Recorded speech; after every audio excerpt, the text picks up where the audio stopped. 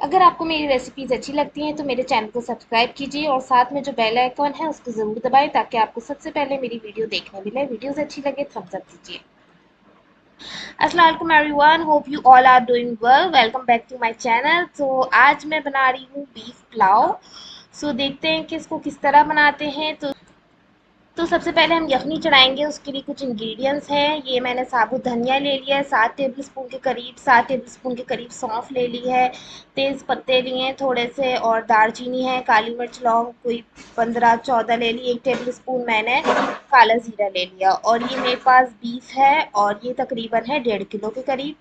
और इसमें मैंने जो है 3 अदद लहसुन ले लिए हैं, प्याज हैं 2 मीडियम साइज़ की जिनको मैंने 4 जो है वो टुकड़ों में कट कर लिया है।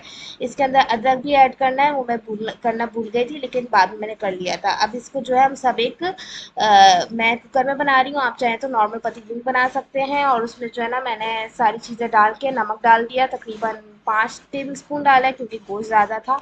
और यखनी मैंने कम से कम 1.5 जग जो है पानी भर के डाला है, जिससे जो है वो हमारी यखनी जो है एकदम परफेक्ट बनेगी। और इतना पानी डालना है कि गोश्त इसके अंदर डूब जाए, ज़्यादा पानी नहीं डालना। अब देखिए हमारी यखनी बन के जो है वो तैयार हो चुकी है। तकरीबन तकरीबन 1.5 घंटा हल्की आंच में पकाया है मैंने। और अब हम इसको जो है वो स्ट्रेन कर लेंगे। हम सारा अपना जो है यखनी का जो गोश्त है वो अलहदा कर लेंगे और यखनी अलहदा कर लेंगे। देन इसके अंदर से मैं गोश्त अलहदा करूँगी। इसके अंदर जो हमारा साबुत धनिया और जो हमने चीज़ें डाली थी, जो इंग्रेडिएंट्स ऐड किए थे, जो यखनी में यूज़ होते हैं, वो सब हमने जो है वो इसके अंदर से सेपरेट करना है। तो अब मैं इसमें से सारा जो है गोश्त जो है वो सेपरेट कर लूँगी।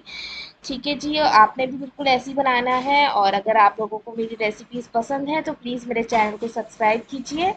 अब नेक्स्ट स्टेप इसका ये है कि अब हम जो है वो पुलाव चढ़ाने की तैयारी करते हैं। ये हमारी प्याज है 2 मीडियम साइज़ की थी, बारीक चॉप कर लिए हैं। टमाटर 4 अदद थे, वो भी चॉप कर लिए हैं। लहसुन अदरक है, और अदरक लहसुन को भी मैंने जो है वो बारीक बारीक कूट लिया था। और ये हमने प्याज स्लिट कर ली है। और ये हमारा गोश्त है जो हमने यखनी बनाई थी उसका। ठीक है, अब हम जो है वो ऑयल गरम करेंगे, अपनी प्याज जो है वो थोड़ी सी सौते करेंगे।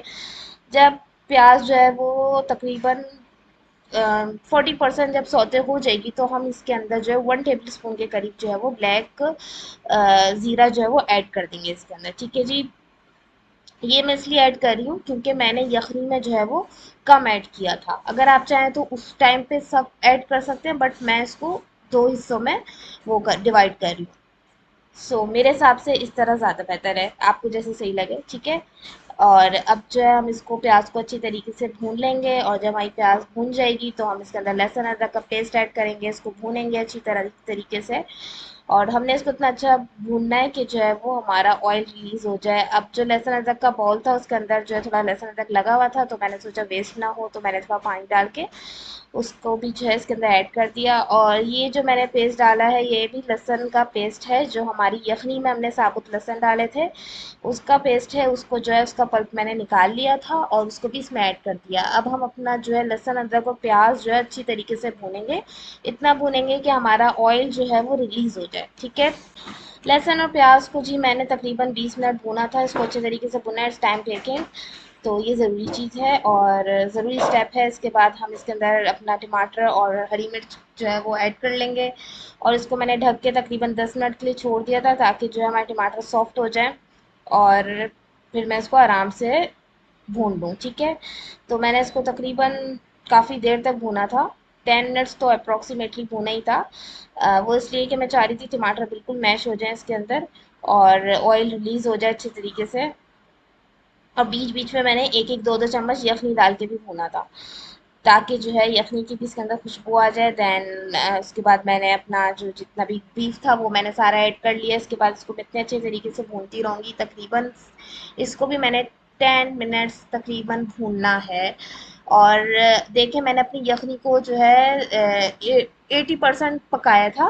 उसका रीज़न ये है कि मैं ये नहीं चाह रही थी कि गोश्त जो है बिल्कुल ही सॉफ्ट हो जाए कि वो हड्डी छोड़ने लगे, क्योंकि फिर अभी इसको और कुक्ड होना है। अभी हमें इस तरह से भूनेंगे तो अगर ज़्यादा गला हुआ होता तो बिल्कुल मैश हो जाता और फिर हमारा पुलाव जो है वो ख़राब हो जाता। तो ये भी एक इम्पॉर्टेंट स्टेप है जो आपने इसका बाख़ास ख्याल रखना है। ठीक है जी, तो इसको मैं अच्छे तरीके से भून रही हूँ। और इसको भूनने के बाद जो है वो हम इसके अंदर यखनी ऐड कर लेंगे, ठीक है। और मैंने चावल जो है वो भिगोए थे, 1.5 किलो बीफ था, तो मैंने उस हिसाब से 5 कप जो है वो चावल भिगोए थे। और अब जो है चावल भी मैंने बासमती यूज़ किए हैं, और तकरीबन ये भी आधा घंटे से ज़्यादा भीगे हुए हैं। जितना देर आप चावल भिगोएंगे उतने अच्छे और लंबे लंबे बनेंगे, ठीक है। और इसके बाद हम इसके अंदर थोड़ा आधा कप के करीब और पानी ऐड करेंगे, और इसको अच्छी तरीके से मिक्स करेंगे। अब देखें इसके अंदर जो मैं नमक ऐड करूँगी, आपने इस बात का ख़ास ख्याल रखना है कि हमने यखनी के अंदर भी नमक ऐड किया था। यखनी मैंने 5 जो है वो चम्मच नमक ऐड किया था, अकॉर्डिंग टू आवर टेस्ट। आप भी उस हिसाब से डालिएगा। अब 5 कप जो है जो चावल थे, तो 5 ही चम्मच जो है मैंने, और इसके अंदर छोटी वाली चम्मच है मेरे पास, हाफ टी स्पून से भी हाफ जो होती है, ठीक है, वो मैंने इसके अंदर डाले। हमारा नमक थोड़ा तेज़ है, तो आप ज़रा टेस्ट कर लिएगा। अगर ऊपर नीचे हो जाए तो फिर उसका इस टाइम पे आप बैलेंस कर सकते हैं, वरना फिर पुलाव जो है ना ख़राब हो जाएगा, ठीक है जी। अब हम इसको तकरीबन ढक के छोड़ देंगे हल्की आंच पे, अच्छी तरीके से इसको मिक्स कर लेंगे। और उसके बाद हम इसको छोड़ देंगे तकरीबन हल्की आंच पे आधा घंटा, और उसको छोड़ देंगे बस बिल्कुल, और हमें ढक्कन भी नहीं खोलना है। उसके बाद देखें हमारा पुलाव इतना बेहतरीन बन के तैयार हुआ है, चावल भी बेहतरीन गले हुए हैं, और एकदम खिले खिले चावल बने हैं। और इसको हम सर्व करेंगे सैलेड के साथ, रायते के साथ, बहुत अच्छा बनता है, ज़रूर ट्राई कीजिएगा। और अगर आपको मेरी रेसिपीज़ अच्छी लगती हैं तो मेरे चैनल को ज़रूर सब्सक्राइब कीजिए, थम्स अप दीजिए। अब मैं आपसे नेक्स्ट वीडियो में मिलूंगी। अल्लाह हाफ़िज़।